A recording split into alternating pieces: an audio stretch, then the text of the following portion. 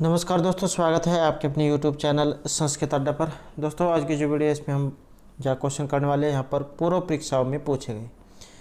तो ये जो क्वेश्चन है पहले एग्ज़ाम में थे, उनमें क्वेश्चन आए हुए थे, और एक बार जो क्वेश्चन एग्ज़ाम में आ जाते हैं वो दोबारा फिर घूम फिर कर एग्ज़ाम में पूछ ले जाते हैं। चाहे आप किसी भी एग्ज़ाम की तैयारी कर रहे हो तो सभी के लिए जो यहाँ पर ये क्वेश्चन महत्वपूर्ण आएंगे, क्योंकि एग्ज़ाम में इसी तरीके के जो क्वेश्चन है पूछे जाते हैं। तो सभी क्वेश्चन यहाँ पर महत्वपूर्ण हैं। और अगर आपने हमारी पहले वाली वीडियो नहीं देखी है तो उसे आप आई बटन पर क्लिक करके देख सकते हैं, या फिर हमारे चैनल की जो प्लेलिस्ट है वहाँ पर जाकर आप अभी तक के जितने भी वीडियो हैं सभी को आप देख सकते हैं। और अगर आपने अभी तक हमारे चैनल को सब्सक्राइब नहीं किया तो सब्सक्राइब कर लो, साथ में जो घंटे वाला आइकन है इसे दबाकर आप ऑल पे क्लिक जरूर कर लीजिएगा, जिससे आपको हमारे आने वाली जो वीडियो है उसकी नोटिफिकेशन मिलती रहेगी। और दोस्तों, वीडियो को लाइक, कमेंट और शेयर जरूर कीजिएगा और हमारे साथ अंत तक बने रहिएगा। और आप हमारा जो टेलीग्राम ग्रुप है इससे भी ज्वाइन कर सकते हैं, क्योंकि यहाँ पर भी हम जो भी कुछ महत्वपूर्ण अपडेट होती है वो डालते रहते हैं, और इसका लिंक आपको इस वीडियो के डिस्क्रिप्शन में मिल जाएगा। तो हमारा जो यहाँ पर पहला क्वेश्चन है, घटिका शतक की उपाधि से अलंकृत किए गए थे। तो घटिका शतक की उपाधि से इनमें से किन्हें विभूषित किया गया है? महर्षि बाणभट्ट, भर्तृहरि, अंबिकादत्त व्यास या फिर कालिदास को? तो ये जो घटिका शतक जो है इसकी उपाधि जो है इससे अलंकृत किए गए थे पंडित अंबिकादत्त व्यास। और ये जो पंडित अंबिकादत्त व्यास जो है इनके ऊपर हमारे द्वारा पहले भी जो है अलग से क्वेश्चन कराया गया है, जिसमें इनका जीवन परिचय और इनके काव्य के ऊपर क्वेश्चन जा कराए गए हैं उसमें। और अगर आपने वो वाली वीडियो नहीं देखी है तो उसे आप हमारे चैनल की प्लेलिस्ट में जाकर देख सकते हैं। पंडित अंबिकादत्त व्यास का जीवन परिचय जो उसके नाम से वो वीडियो रहेगी। तो थोड़ा सा जो है इस वीडियो में हम इनके बारे में देख लेते हैं। शिवराज विजय जो है पंडित अंबिकादत्त व्यास जो इनके द्वारा रचित एक ऐतिहासिक उपन्यास है, जो प्रसिद्ध ऐतिहासिक घटना का आश्रय लेकर लिखा गया है, और 3 इसमें विराम हैं और प्रत्येक विराम में 4 निश्वास हैं। और इस उपन्यास में शिवाजी के जीवन काल की 10 वर्ष की घटनाओं का चित्रण किया गया है, और इसमें एक साथ 2 कथाएं स्वतंत्र रूप से चलती हैं। एक के नायक छत्रपति शिवाजी हैं और दूसरी के राम सिंह हैं।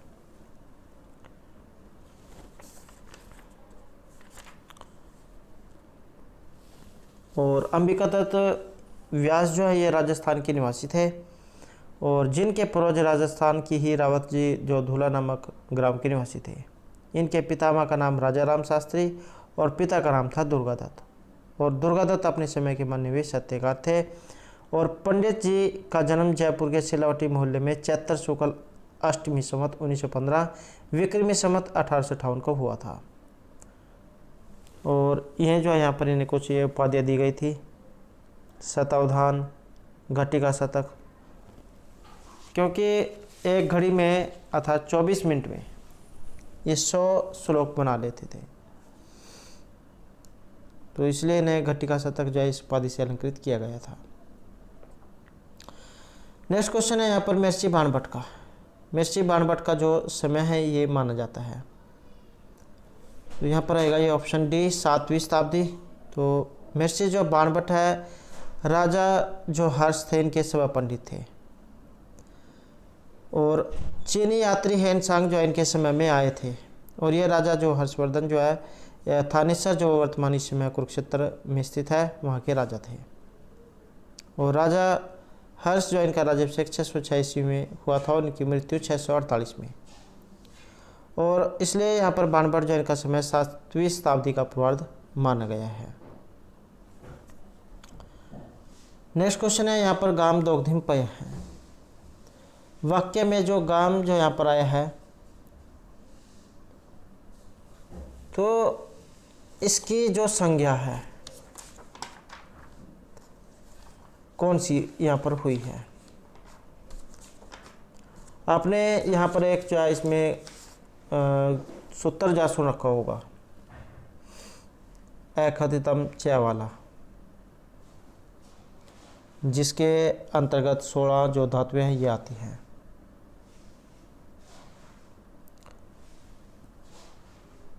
तो 16 धातुएं एग्जाम में आती हैं, तो 16 की 16 आपने याद रखनी है, क्योंकि कोई से भी एग्जाम में यहाँ से 1 या 2 क्वेश्चन जरूर पूछ जाते हैं।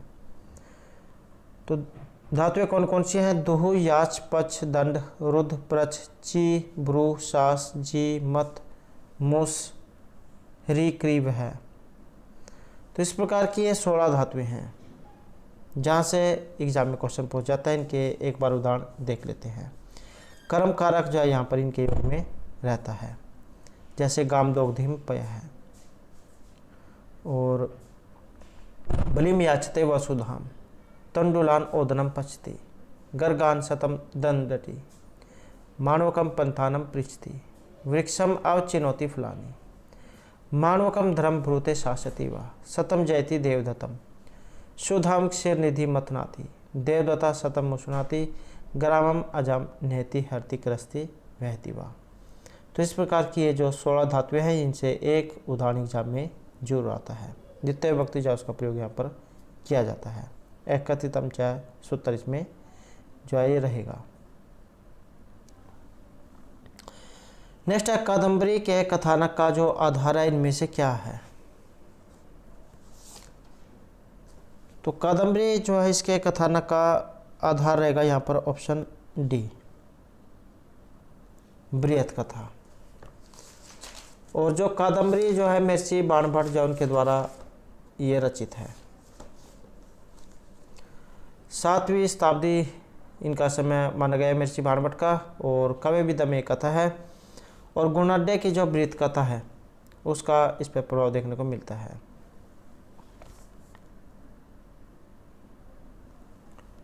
और 2 खंडों में बटी हुई है। चंद्रापीड़ इसके नायक हैं और कादम्बरी नायिका। चंद्रापीड़ और पुंडरीक जो उसके 3 जन्मों की जो कथा है ये इसमें दिखाई गई है। और भी जो यहाँ से क्वेश्चन एग्जाम में पूछे जाते हैं। तो एक तो जो यहाँ से आश्रम वगैरह जो है उनके क्वेश्चन पूछे जाते हैं।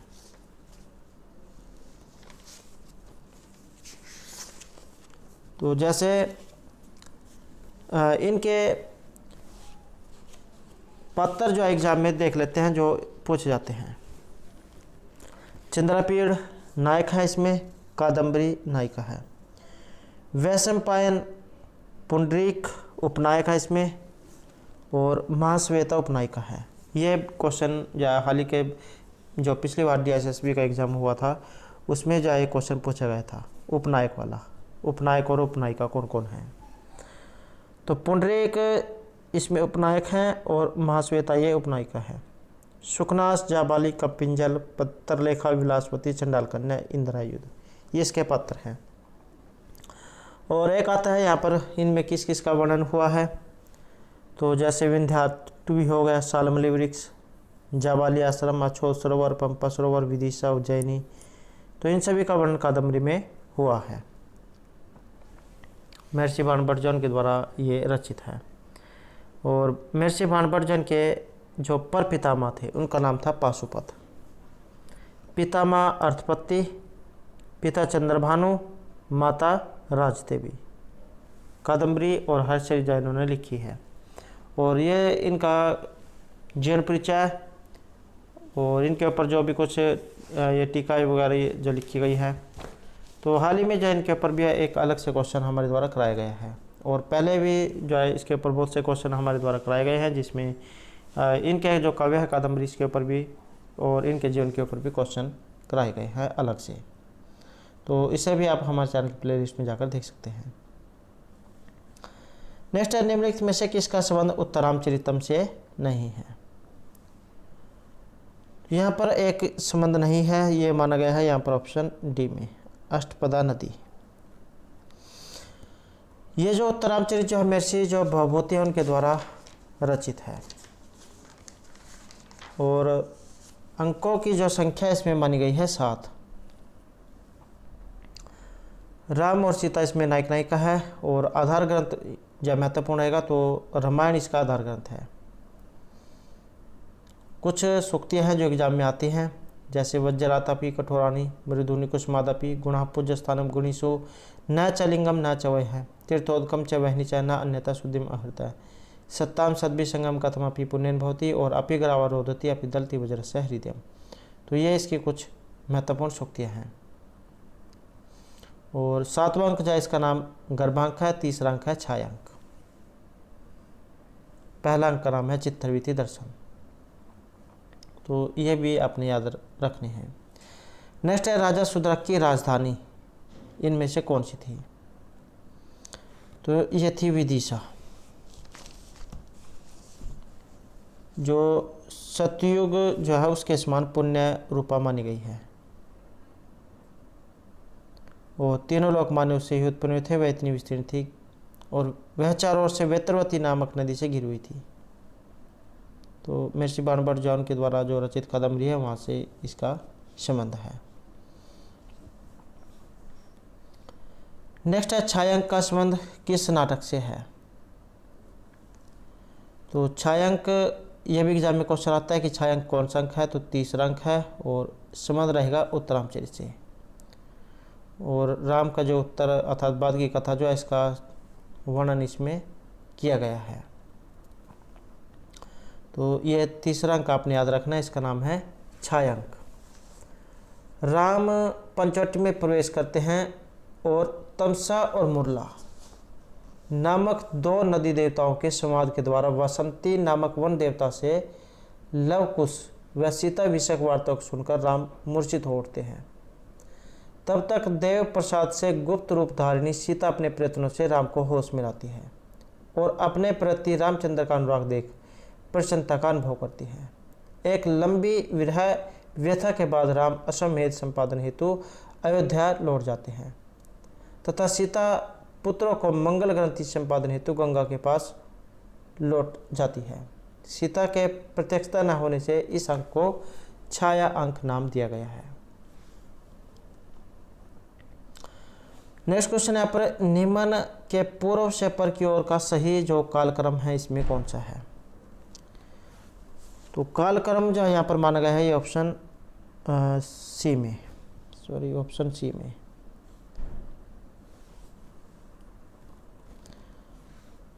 तो कालिदास, उसके बाद भारवी और माघ। कालिदास जो है ये में से जो विक्रमादित्य जो थे इनके नवरत्नों में से एक थे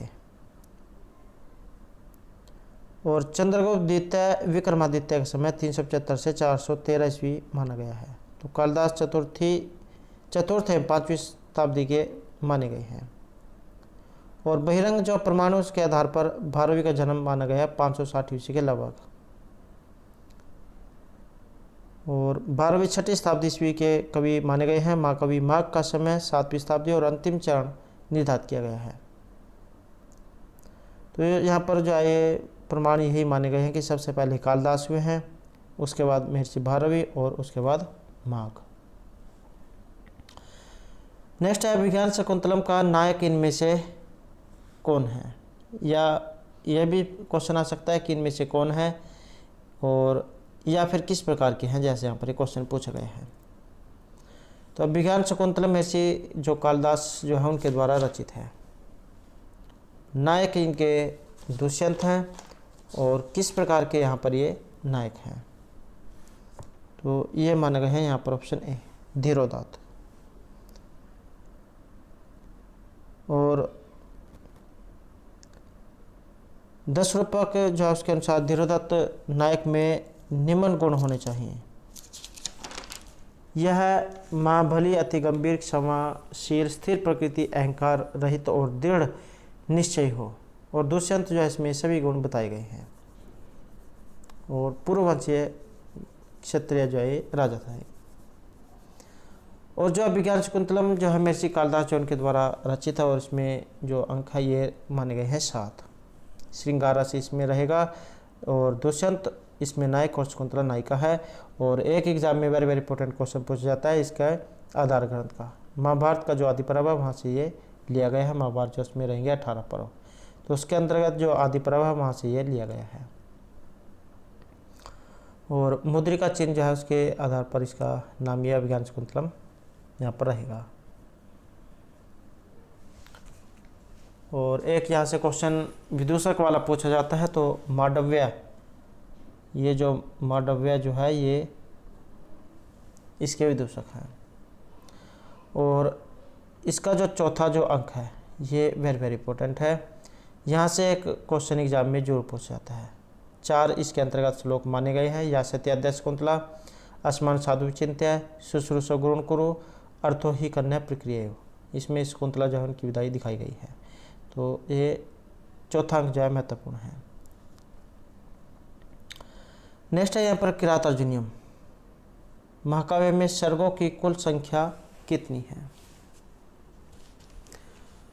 तो किरात अर्जुनियम महर्षि जो भारवी जो उनके द्वारा रचित है और सर्ग है इसमें 18। किरात जो है यहाँ पर भगवान जो शिव है उनके लिए आया है। अर्जुन इसमें नायक हैं और द्रौपदी जो ये नायिका हैं। महर्षि भारवी का एक एग्जाम में उपनाम पूछा गया था। तो आत्मपत्र भारवी इनको कहा जाता है। समय 600 ईस्वी के लगभग इनका माना गया है। और इनका जो ग्रंथ है बृहत्तरी जो है उसके अंतर्गत ये गिना जाता है। किरात अर्जुनियम, शिशुपाल वध और नैषधीय चरितम। तो ये 3 महाकाव्य है जो बृहत्तरी में आते हैं। और आधार ग्रंथ भी एग्जाम में आता है। तो महाभारत का जो वन पर्व वहाँ से लिया गया है।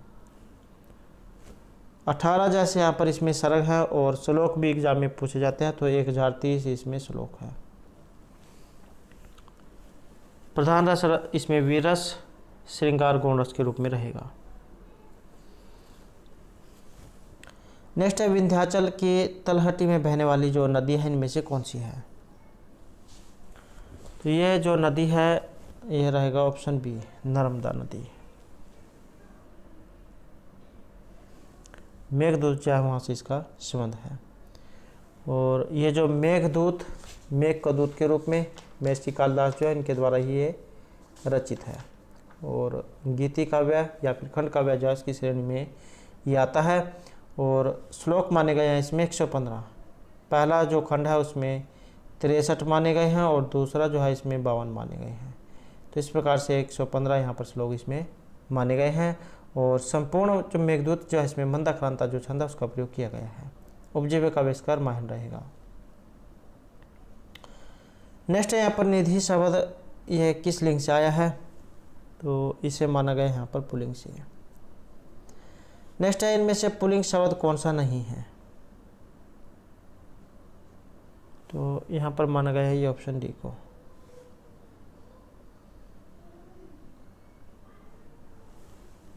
नेक्स्ट रहेगा मेघदूत में यक्ष। मेघदूत जो है इसमें यक्ष का नाम। तो मेघदूत जो है इसमें यक्ष जो है इनका नाम था ऑप्शन सी, हेममाली। और इनकी यक्षिणी पत्नी जो है इनका नाम था विशालाक्षी। यक्ष को अलकापति जो अलकाधीश्वर कुबेर जो थे उन्होंने शाप दिया था। और उसी के आधार पर पद्म पुराण और ब्रह्मवैवर्त पुराण में इनका नाम ये बताया गया है। यहाँ की योगिनी नामक आषाढ़ कृष्ण पक्ष एकादशी महामात्या प्रसंग से जिसे अंश को लेकर महाकवि ने मेघदूत की उद्भावना की यहाँ पर उद्भावना की है वो इस प्रकार से दिखाई है एक श्लोक के माध्यम से। अलका अधिपति नामना कुबेर शिव पूजक है, तस्य आसीत पुष्प बटुक है, हेम माली इति नामत है, तस्य पत्नी स्वरूप आसीद विशालाक्षी इति नामत है, सह तस्याम स्नेह संयुक्त है, काम पास वंशगत है। अर्थात अलकापुरी के राजा कुबेर भगवान शिव के भक्त थे। उनका सेवक हेममाली नामक यक्ष उनकी पूजा के लिए पुष्प लाया करता था और उनकी पत्नी का नाम था विशालाक्षी जो अत्यंत रूपवती थी। तो हेममाली जो है यहाँ पर इनका नाम है और इनकी पत्नी का नाम विशालाक्षी। नेक्स्ट है भारत में सोमनाथ मंदिर का आक्रमण करने वाले मुस्लिम शासक इनमें से कौन थे? तो पंडित अंबिकादत्त व्यास के द्वारा जो शिवराज विजय लिखी गई है वहीं से ये लाइन आई है। और भारत में सोमनाथ मंदिर का आक्रमण करने वाला मुस्लिम शासक, तो ये था ऑप्शन सी यहाँ पर, महमूद गजनवी।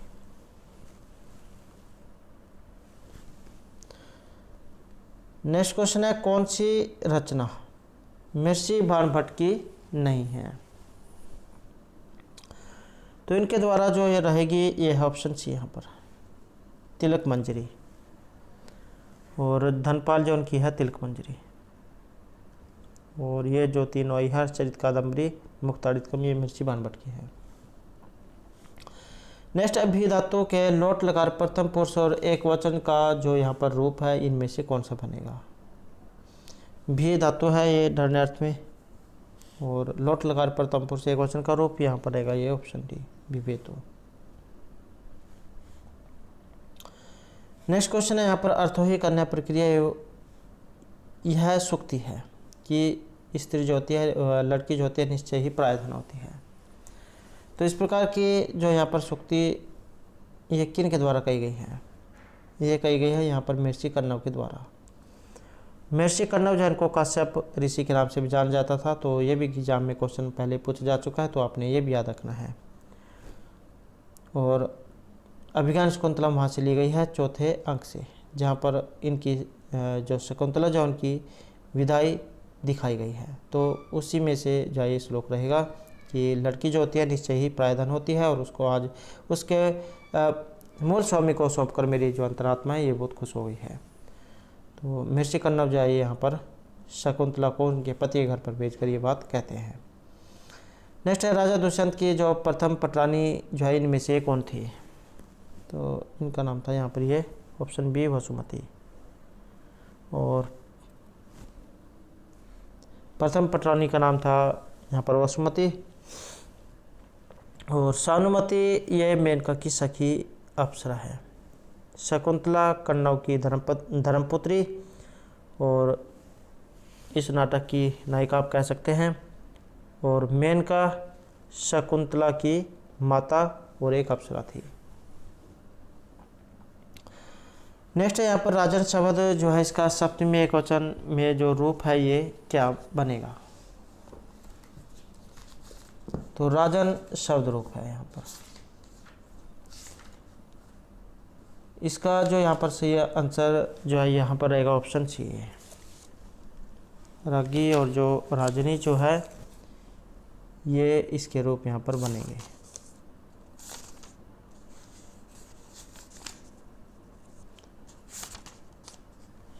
नेक्स्ट क्वेश्चन है यहाँ पर युष्मत शब्द रूप का, और वेरी वेरी इंपॉर्टेंट है, युष्मत भी और अस्मत भी। युष्मत जो है इसका अर्थ होता है तुम, और चतुर्थी बहुवचन का रूप, तो चतुर्थी बहुवचन में यहाँ पर जो रूप बनेगा ये बनेगा ऑप्शन बी, वह। और ये जो विकल्प वाला जो एक दिया गया होता है साइड में, वही यहाँ पर आया है। और अब की बार जो है ये इससे संबंधित भी एक क्वेश्चन एग्जाम में पूछा गया था, हरियाणा में स्टेट का एग्जाम हुआ था, तो उसमें जो यहाँ पर ये क्वेश्चन पूछा गया था। और इसके रूप कैसे चलते हैं, जैसे तुम युवाम यूयम, त्वाम युवाम युष्मान, तव्य युवाभ्याम युष्माभि, तुभ्यम युवाभ्याम युष्मभ्यम, तवत युवाभ्याम युष्मत, तव युविहो युष्माकम, तभी युविहो युष्मासु। और एग्जाम में ये भी क्वेश्चन आता है कि जैसे यहाँ पर साइड वाले जो ये जो वह जो आया है ये कितनी बार आया है, तो ये आया है 3 बार। और यह भी क्वेश्चन आ सकता है कि कौन कौन सी विभक्ति में इसका प्रयोग होता है, तो द्वितीय, चतुर्थी और षष्ठी के बहुवचन में इसका प्रयोग होता है। और एक एग्जाम में आ जाता है ये ते वाला, चतुर्थी और षष्ठी में इसका प्रयोग होता है 2 बार। और वाम, इसका प्रयोग भी द्वितीय के द्विवचन, चतुर्थी और षष्ठी के द्विवचन में होता है 3 बार। और त्वा, ये वाला जो होता है त्वा, इसका प्रयोग होता है द्वितीय के एकवचन में, और 1 बार इसका प्रयोग होता है। नेक्स्ट है यहाँ पर लभ धातु है ये आत्मनेपद में, और विधिलिंग मध्यम पुरुष बहुवचन का रूप, तो यहाँ पर जो हमारा सी आंसर है ये रहेगा ऑप्शन ए, लभे ध्वम जा, यहाँ पर इसका रूप ये बनेगा। नेक्स्ट है यहाँ पर ब्रू धातु है बोलने अर्थ में और लोट लकार अन्य पुरुष एक वचन का रूप, तो यहाँ पर माना गया है ये ऑप्शन सी को, ब्रवीतु जो है ये इसका रूप ये बनेगा। नेक्स्ट है जन धातु उत्पन्न करने अर्थ में जो है चलती है और आत्मनेपदे विधि लकार उत्तम पुरुष एक वचन का रूप, तो यहाँ पर रहेगा ये ऑप्शन डी, जाये। और रूप कैसे चलते हैं, जायेत, जायेताम, जायेरन, जायेथः, जायेथाम, जायध्वम, जायेय, जाये वही, जाये मही। नेक्स्ट है यहाँ पर संधि क्या होती है, तो आसान या यहाँ पर रहेगा ऑप्शन बी। तो संधि का अर्थ होता है मेल, तो वर्णों के निकट आने से जो मेल उत्पन्न होगा उसे कहा जाएगा संधि। तो यहाँ पर संधि जाइए वर्ण विधि है, जबकि समास पद विधि है। नेक्स्ट है रामायण बाणेन हता बाली, वाक्य में बाली जो यहाँ पर है ये किस प्रकार का है,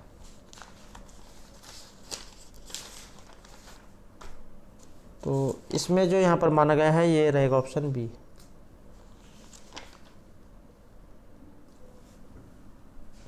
तो क्रम में जो है यहाँ पर ये इसे बनाया गया है।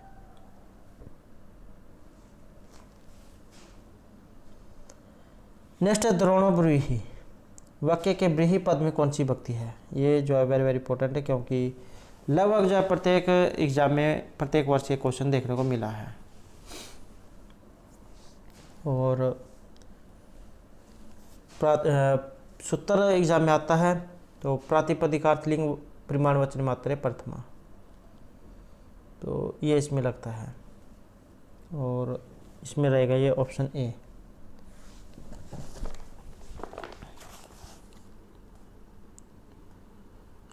प्रातिपदिकार्थ मात्र में, लिंग मात्र की अधिकता में, परिमाण मात्र में और संख्या मात्र में प्रथमा जो विभक्ति है उसका प्रयोग किया जाता है। जिस प्रातिपदिक के उच्चारण करने पर जिस अर्थ की नियम से उपस्थिति या प्रतीति होती है तो उसे प्रातिपदिक कहते हैं।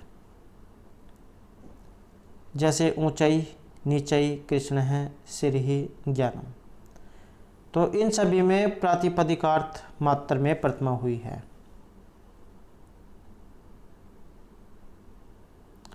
और लिंग विशिष्ट प्रातिपदिकार्थ मात्र में प्रथमा, जैसे तट हैं, तटी, तटम, तो ये इसमें होगी लिंग विशिष्ट प्रातिपदिकार्थ के कारण। तो यहाँ पर जब प्रातिपदिकार्थ के अतिरिक्त लिंग मात्र की अधिकता होने पर ये जो सूत्र जो है इसके द्वारा प्रथमा होगी। और जब किसी शब्द से प्रातिपदिकार्थ के अतिरिक्त परिमाण अर्थात माप की प्रतीति हो तो वहाँ पर प्रथमा विभक्ति होती है। जैसे यहाँ पर ये सूत्र आया है द्रोणो ब्रूहि, तो प्रथमा जो विभक्ति इसके इनके योग में रहती है और सूत्र ये प्रातिपदिकार्थ लिंग परिमाणवचन मात्रे प्रथमा। तो ये इसके 2-3 उदाहरण हैं जो एक न एक एग्जाम में क्वेश्चन जरूर यहाँ से आता है, तो इसका रहेगा ऑप्शन ए। नेक्स्ट है भवानुव्याप्ति है, जो यहाँ पर आया है इसका क्रमवाच्य है। तो इसका जो जब हम क्रम बनाएंगे तो इसका बनेगा ये ऑप्शन डी, भवता उद्यते। नेक्स्ट है इनमें से शुद्ध वाक्य, तो यहाँ पर शुद्ध रहेगा ये ऑप्शन बी। नेक्स्ट है शुद्ध वाक्य, तो इसमें जो यहाँ पर शुद्ध है ये रहेगा ऑप्शन डी, सह काचन साधु पश्यति। नेक्स्ट है कार्यम व साध्यम ध्येयम व पातेयम, तो इस प्रकार की जो उक्ति है कहाँ से ली गई है या किन के द्वारा कही गई है, तो पंडित अंबिका दत्त व्यास जो उनके द्वारा जो रचित शिवराज विजय वहाँ से ये ली गई है। और इसमें क्या कहा गया है कि या तो मैं कार्यों को सिद्ध करूँगा नहीं तो अपने देह का त्याग कर दूँगा, तो इस प्रकार इसमें उक्ति कही गई है। और किन के द्वारा यहाँ पर ये कही गई है, तो ये कही गई है ऑप्शन बी शिवाजी के द्वारा, कि या तो मैं कार्य को पूरा करूँगा नहीं तो अपने शरीर का त्याग कर दूंगा। तो दोस्तों ये थे हमारे आज के यहाँ पर संस्कृत की परीक्षाओं के लिए कुछ महत्वपूर्ण प्रश्न जो आपके आगे आने वाले एग्जाम के लिए महत्वपूर्ण होंगे। और दोस्तों अगर आपने अब तक हमारे चैनल को सब्सक्राइब नहीं किया तो सब्सक्राइब कर ले, और हमारे साथ अंतर बनाने के लिए धन्यवाद।